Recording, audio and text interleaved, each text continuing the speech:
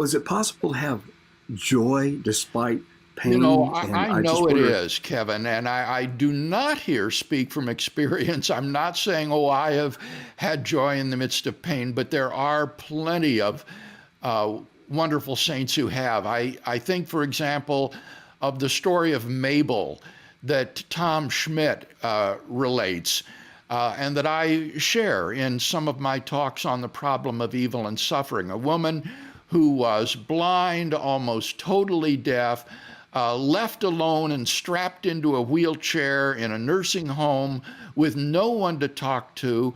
And Tom began to visit this woman and found that she was a radiant Christian, full of joy. And he went in one day when he was so busy, he scarcely had time to think, and he asked himself, what does Mabel think about lying here all day long, unable to talk to anyone, unable to see?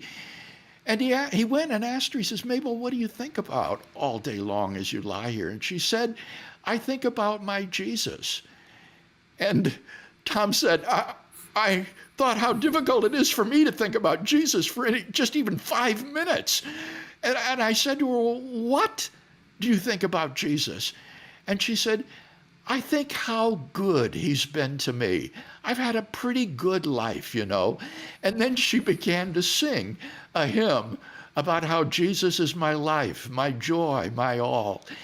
And it was the most inspiring example of someone with tremendous, profound joy in the midst of pain.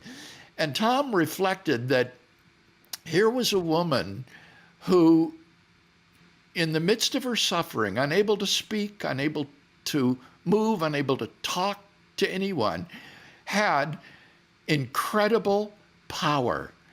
And so I know it's possible.